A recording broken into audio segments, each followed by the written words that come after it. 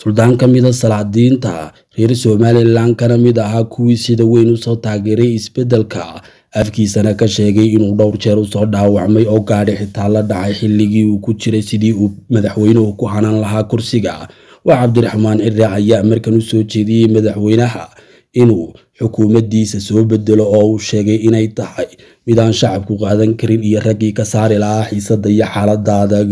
waxaanu suldaanku sheegay inaanu ku sii eegan karin madaxweynaha raggan agtiisa buuxa oo sheegay inuu mar ugu noqdo shacabka budladana gacanta dib ugu geliyo oo soo saaro rag la shaqayn karaa. suldaanka oo hadalka sii wata ayaa mar kale la hadlay siyaasiga iyo wasiirka madaxtooyada Khadar oo ay isku deegaan hoose ka soo jeedaan, waxaanu ku eedeeyay Khadar caburin uu ku hayo deegaankiisa dhawaana si aan qurux badnayn deegaanka Ballimataan uu kula dhaqmay mid ka mid ah caaqilada ugu magaca weyn isla ooshoodaas kana mid ah raggii isbedelka sida weyn uga soo shaqeeyay. suldaankan ayaa haddaba sheegay talooyin uu soo jeediyay markan inay yihiin kuwii Somaliland ku badbaadi lahayd xilligan,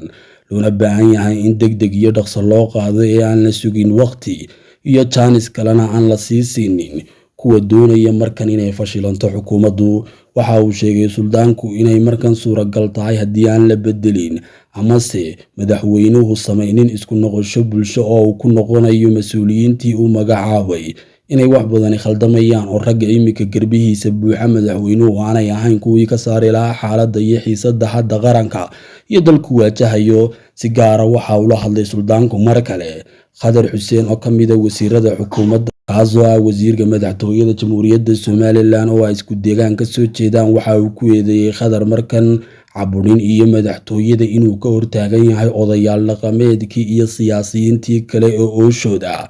dhacdo. waxa uu sheegay aan sinaba loo qaadan karin oo ka dhacday Ballimataan dhowaan inay ahayd kuwa ku soo riixay suldaanka markan inuu ka hadlo. haddaba waa kuma suldaanku? Suldaan Maxamed Xasan Gadhle waxaanu sheegay suldaanku suurtagalnimada arrinta iyo tallaabada uu qaaday Khadar keliya inaan lagu macnayn karin inuu iska difaacayay arrimo dhaliila oo mucaaradada oo kaga tegay geeska. caaqilka markan loo diiday mikrofoonka inuu ka hadlo Ballimataan markii ay isla tegeen ooshoodu dugsiga Ballimataan ayuu caaqilkaasi u hadlay dhowaan oo uu sheegay inuu xidhan yahay, sidaa darteed maasha Allah aanay meesha leekayn inta ay xidhan yihiin dugsiyadii Salaxley ee boardingka ahaa iyo kii Ballimataan, kuwaasoo ahaa kuwii ay doonayeen ooshaasi bilowga horeba inay raacaan. kuwa laga bedelayo waxay helaya xaqa iyo xuquuqda muddada dheer ay raadinayeen. hase ahaatee ma hirgelin arrintaasi siduu caaqilku u sheegay. suldaankan ayaa sheegay haddaba Khadar inuu intaa u arkay dhaliil, tanina ay kaliftay inuu Rashiid Jaambir oo ah caaqilka aynu jeedno mikrofoonka laga riixo loona diido. tanina ay sabab u noqotay in suldaanku markan fadhiga ka soo kaco. waxa uu suldaanku xukuumadda u soo jeediyay in loo doortay in la dhaliili karo, la sixi karo iyo in la taageeri karaba intabana inay ogolaato ay dani ugu jirto dowladnimada iyo qarannimada si hore loogu socdo. isagoo soo jeediyay maanta Somaliland dunidu inay ku soo eegayso indho kala duwan, indhihii cadowga iyo kuwii nastay xuna isku si u soo hayaan Somaliland. tallaabooyinka ay qaadaana dariiqun ku ridi doonaan. suldaanka inta aynu hadalkiisa ka soo qaadanayno waa labada ujeed iyo labada fariimood ee uu kala diray madaxweynaha Somaliland Cabdiraxmaan Maxamed Cabdullaahi Cirre iyo sidoo kale wasiir Khadar oo ay isku deegaan yihiin, oo uu sheegay markan suurtagalnimada tallaabooyinka uu sameynaya inay yihiin kuwa isagu isku baacsanayo, isagoo sheegay odayaasha deegaankoodu inay ka tashan doonaan masiirka siyaasiyiinta ku metelaysa xukuumadda ee Khadar ka mid yahay haddii aanu tallaabooyinka uu qaadaya ee ooshoodan ka dhanka ka laabanin. sidoo kale waxa uu madaxweynaha u soo jeediyay suldaanku markan in loo baahan yahay madaxweynuhu mar kale inuu ku noqdo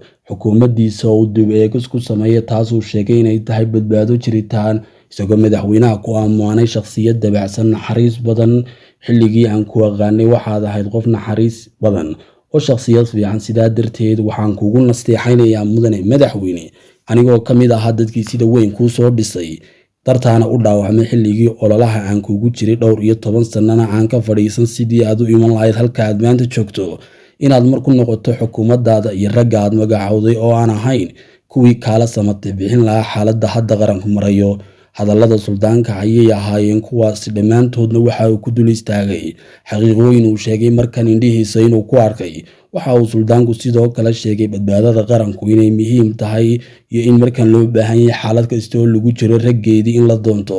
taasina ay lama huraan tahay saluug weynna waxa uu ka muujiyey mudanayaasha madaxweynuhu u igmaday markan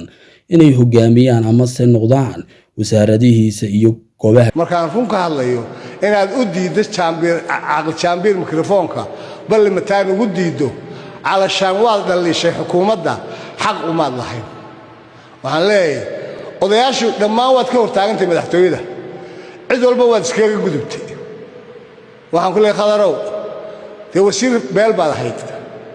wasiir beel baad ka tirsanayd haddii aad beeshii keligaagu isku bannaday adigu ood cirrays kaga gudubtay dee beeshii halkay qaban doonto way ka tashan doontaa raxmaani raxiim maanta way bishu tahay 9 bishii 12aad dadkii ku doortay baan ka mid ahaa 12 sanaan ololeynayay oon kugu cararayay weliba waan ku dhaawacmay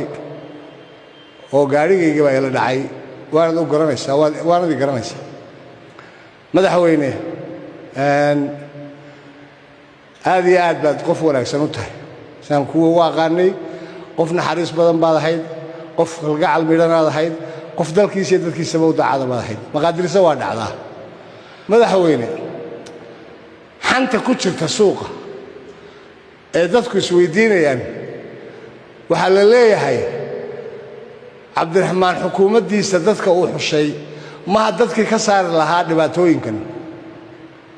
dadkii dhibkan ka saari lahaa ma aha baa la leeyahay waxaan ku leeyahay dadku wuxuu sheegana kolley wuxuun baa ka jira madaxweyne waxaan ku leeyahay xukuumaddaadana dib ugu noqo bal ciddii kaa saari lahayd dhibaatooyinka ama talada wanaagsan ku siin lahayd uruurso ha uruursan dad odayaal kuu keeneen amba ninba nin kuu keenay ee waxaad uruursataa dalkan dadkii kula maamuli lahaa ee dhibaatooyinka kaala saari lahaa ee talada wanaagsan ku siin lahaa xukuumaddana waa la dhaliili karaa waxaan halkan kala hadlayaa isagana wasiirka madaxtooyada haddii jaambiir dhaliil uu soo jeediyey xukuumadda uu balli mataan iskuulkiisa waa xidhan yidhi maasha allah meesha ma leega yidhi wasiir inaad mikrofoonka u diiddo balli mataan markii la isugu tegey dee may qabanayn caqilka in laysdhaliilo waxay aynu isu doorannay bay ahayd in qaladka laysu sheego wixii loo doortay bay ahayd dowladda inkastoo aan ninkii aan doortay uu cabdiraxmaan cirre yahay haddana ciddii u xushay baad tahay jiif caaqil jaambiirna dadkii u soo halgamay buu ahaa cirre inuu kursiga fuulo may qabanahayn ama meesha may leegayn in jiif caaqil jaambiir aad u diiddo mikrofoonka qadarow markaan run ka hadlayo inaad u diiddo caaqil jaambiir mikrofoonka balli mataan ugu diiddo calashaan waad dhaliishay xukuumadda xaq umaad lahayn waxaan leeyahay odayaashu dhammaan waad ka hortaagantay madaxtooyada cid walba waad iskaga gudubtay waxaan ku leeyahay khadarow dee wasiir beel baad ahayd wasiir beel baad ka tirsanayd haddii aad beeshii keligaagu isku bannaday adigu ood cirrays kaga gudubtay dee beeshii halkay qaban doonto way ka tashan doontaa